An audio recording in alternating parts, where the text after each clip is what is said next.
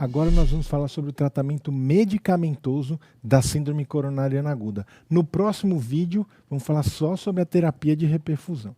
Para entender o tratamento, tem que entender a fisiopatologia.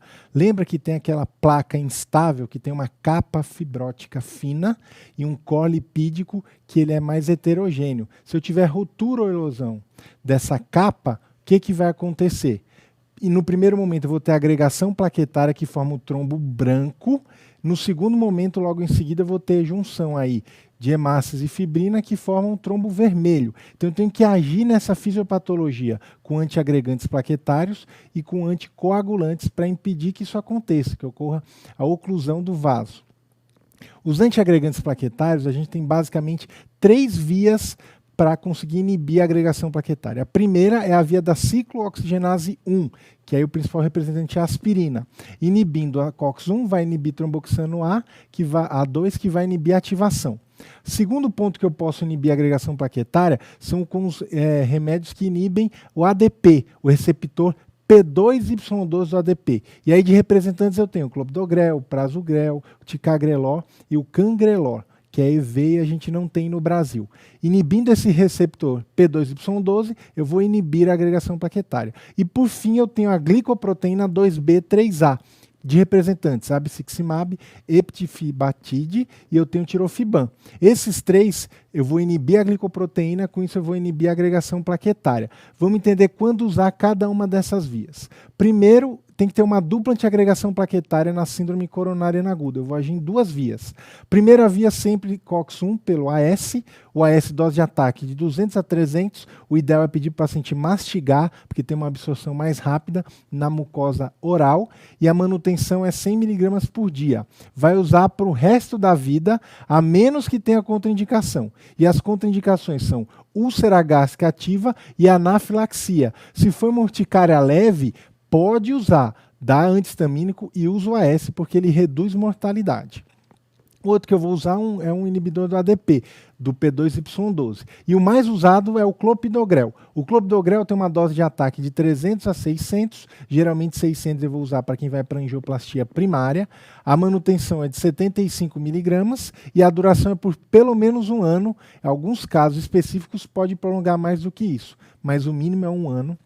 E é o único que eu posso utilizar se eu tiver trombólise. Então, um paciente com supra que vai para trombólise, o único que pode usar é o clopidogrel, porque eu tenho outras opções desses inibidores do P2Y12. Eu tenho a opção de usar o ticagrelor, que a dose de ataque é de 180 e a manutenção 90 2 vezes, e eu tenho a opção também do prasugrel, que é um ataque de 60 e uma manutenção de 10. O ticagrelor e o prasugrel, eles são mais eficientes como antiagregantes, porém eles têm maior risco de sangramento, principalmente o prasugrel.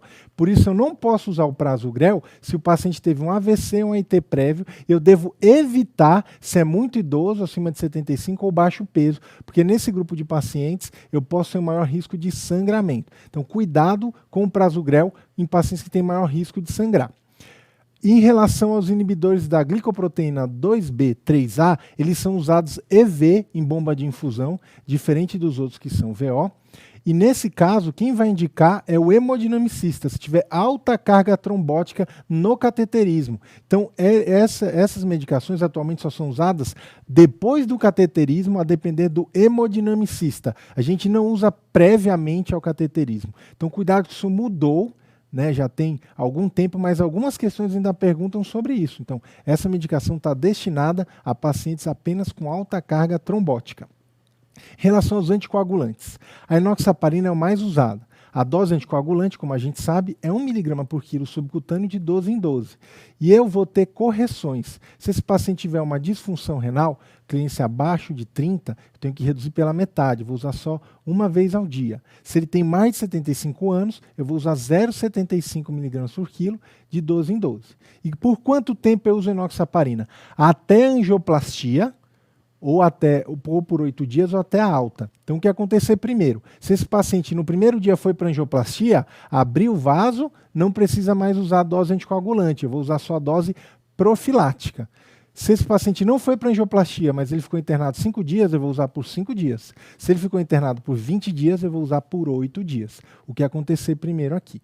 E a outra possibilidade é usar heparina não fracionada, mas é mais difícil de usar porque é em bomba de infusão contínua. Eu tenho que controlar o TTPA a cada 6 horas, mas é preferencial se tiver uma disfunção renal grave, né, uma doença renal crônica grave, principalmente ali o dialítico ou pré-dialítico. A duração aqui é um pouco menor, até angioplastia ou por 48 horas. Antianginosos também são muito importantes. Então, uso aquele kit para o sangue, para inibir a agregação plaquetária e os anticoagulantes, mas para o paciente estar com dor, o que eu posso fazer? Nitratos, eu tenho a opção do dinitrato de isosorbida, que é o Isordil, sublingual, né, tem uma ação rápida, e tem o Tridil, que é a nitroglicerina, em bomba de infusão contínua. Outra opção é usar morfina. Morfina tem um efeito bom porque diminui a sensação de dispneia e ansiedade. Porém, pode diminuir o efeito do clopidogrel, o efeito antiagregante. Então a morfina não é a primeira opção. A primeira opção de antianginoso são os nitratos. Sempre considerar nitratos, porém cuidado com as contraindicações do nitrato. Não posso usar nitrato se o paciente teve um infarto do VD, se o paciente tem uma hipotensão ou se ele usa algum inibidor da fosfodiesterase 5, que é o sildenafil, tadalafil, usado para disfunção erétil, para quem tem hipertensão pulmonar. Então, tem que avaliar essas contraindicações antes de usar os nitratos. E os beta-bloqueadores também são muito importantes. Eles têm ação anginosa, estão indicados para todos os pacientes que tiveram síndrome coronariana aguda. Por quê? Porque eles têm o efeito de reduzir o consumo de oxigênio e aumenta a oferta, aumenta o tempo diastólico, melhora a perfusão coronariana. A preferência é por dar por via oral em 24 a 48 horas. Não precisa entrar no primeiro momento. No primeiro momento entra antiagregante e anticoagulante. E eu tenho que ficar atento porque eles reduzem mortalidade. Então é muito importante que todos os pacientes usem o beta-bloqueador, a menos que tenha uma contraindicação. Então, quais são as contraindicações aos beta-bloqueadores? Se ele tem uma hipotensão ou choque, se ele tem sinais de congestão, então KILIP acima de 2, né, maior ou igual a 2, lembra? KILIP 2 ele já tem crepitações, já tem B3. Então, se ele tiver sinais de IC, não posso usar beta-bloqueador. E se ele tem bradicardia ou broncoespasmo, não posso utilizar. Porém, no primeiro momento eu não vou utilizar, mas vou reavaliar a introdução a depender da evolução. Se no primeiro momento ele está congesto e após o tratamento, angioplastia, o paciente melhorou, eu introduzo o beta-bloqueador. Isso é muito importante. Em que situação não dá para usar beta-bloqueador? Cocaína. Uso de cocaína com infarto, não posso usar beta-bloqueador, porque aumenta vasoespasmo e pode piorar o quadro. Além disso, a cocaína é adrenérgica. Se eu vou inibir receptores beta, vai sobrar receptores alfa. Com isso, o paciente vai ter um quadro de hipertensão, porque os receptores alfa fazem vasoconstrição periférica. Fica atento, infarto com cocaína não pode usar beta-bloqueador. Outros tratamentos importantes.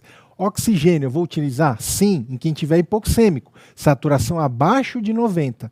Acima disso, não preciso usar, a menos que o paciente tenha desconforto respiratório. Se ele está saturando bem às custas de esforço respiratório, vou dar oxigênio. Outra medicação muito importante, os IECA e os BRA. Né, um ou outro. Vou usar se o paciente teve infarto, é hipertenso ou diabético, se teve um infarto anterior ou se ele tem uma fração de ejeção abaixo de 50%.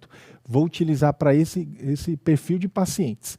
Estatinas para todo mundo, com alvo de LDL abaixo de 50, de acordo com as últimas diretrizes. E a espironolactona, importante naquele paciente que tem disfunção grave, abaixo de 40, e tem sintomas ou sinais de IC ou diabetes. Para esse paciente eu vou usar espironolactona. Então, o tratamento é muito importante. Antiagregantes e anticoagulantes devem ser indicados inicialmente e os outros tratamentos em 24 a 48 horas para reduzir a mortalidade do paciente.